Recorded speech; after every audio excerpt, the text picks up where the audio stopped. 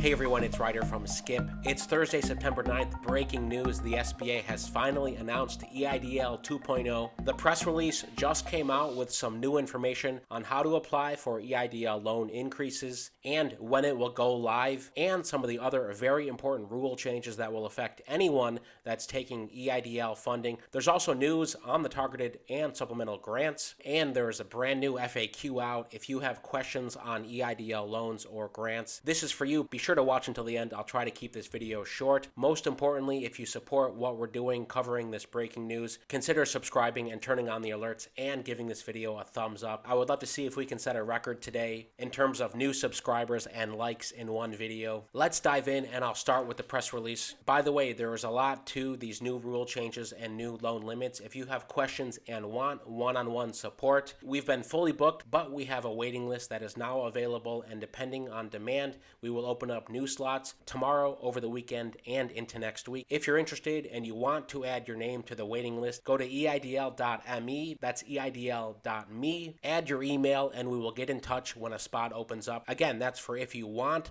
personalized support or if you have questions and you want to talk to someone on the phone. More details at that link, also link in the description. Add your name there so you at least get in the queue. Okay, the press release. SBA Administrator Guzman enhances COVID Economic Injury Disaster Loan Program to aid small businesses facing challenges from the Delta variant. That's the title. The subtitle here, increased loan cap to $2 million. I covered that in detail with screenshots yesterday. I'll link to that video at the end. Expanded use of funds to pay and prepay business debt. I talked about that 2 days ago. Streamlined review processes and deferred payments. First approval and disbursement of loans of $500K or less. There's also a priority period. If you are still waiting, have no fear. There's a priority period for you if you are still waiting for an original EIDL loan or EIDL loan increase. Okay, here is Isabel Guzman's quote. The SBA COVID EIDL program offers a lifeline to millions of small businesses. According to the recent data, nearly 4 million businesses have received EIDL loans over the past 18 months. Her quote, "We've retooled this program to allow borrowers to pay down higher interest business debt." Again, that's the big new rule, that you can pay off business debt with EIDL loans. So if you have interest rates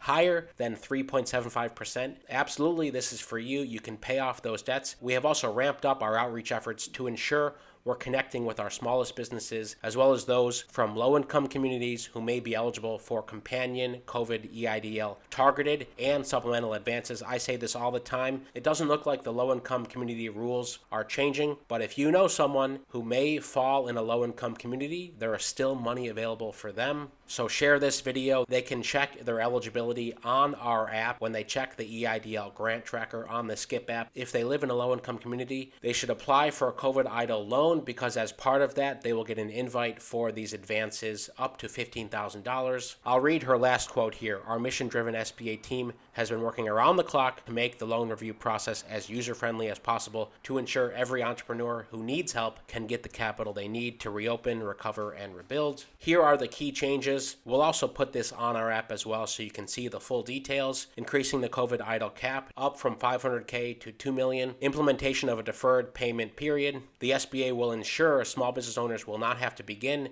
COVID EIDL repayment until 2 years after loan origination so that they can get through the pandemic without having to worry about making ends meet. Finally, a brand new one, establishment of a 30-day exclusivity window to ensure Main Street businesses have additional time to access EIDL funds, aka all of you waiting, and many of you are still waiting for EIDL loans or increases, or you're in reconsideration. There's a 30-day priority period dispersing funds for $500,000 or less. Okay, so if you are still waiting, don't worry. The SBA loan officers will continue to review your loan applications first before reviewing the increases. So based on this, the increases will go live around October 9th. There's also expansion of eligible uses of funds. I mentioned this a couple days ago as well. Prepay commercial debt and make payments on federal business debt. The fifth and final one, simplification of affiliation requirements to ease the COVID EIDL application process. The SBA has established more simplified affiliation requirements to model those of the Restaurant Revitalization Fund. Now, how much is left in the COVID EIDL pot? According to this, over $150 billion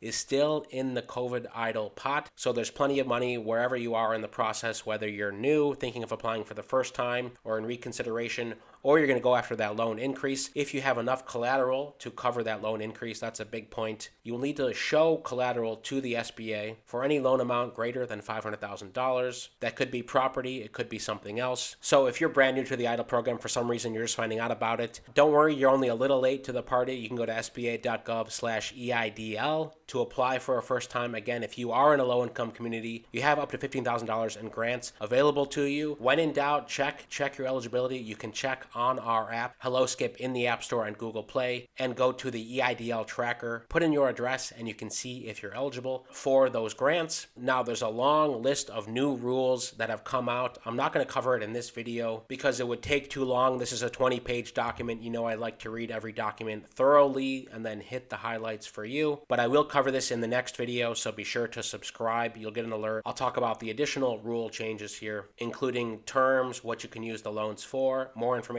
on collateral. A lot of you have questions about collateral, and eligibility with regards to immigration status or not. I'll go into that in the next video. But to end for today, I want to recap what you can expect on your portal for some of you. Again, not all of you will see this request more funds button today or in the next few days. From what we've heard, the SBA has identified who potentially is eligible for additional funding now. And for those folks, you may see a new blue button on your SBA portal. Like I just mentioned though, there is a 30-day waiting period. So basically everyone who is still in the backlog, in the queue, requesting an amount less than $500,000 are getting priority until October 9th. Then after that, the SBA will start to review increased requests. So if you don't see this right away, don't worry. As part of that, you will see a slider amount depending on what you're eligible for. Again, it's based on your 2019 revenue. If you don't see it and you want to check how much you're eligible for, we have a calculator on our website. You can log into the SKIP website or go to EIDL2.com. That's the number 2, EIDL2.com, to see how much you're potentially eligible for. Now, there's two reasons I like this 30-day waiting period. Number one, of course, for all of you still waiting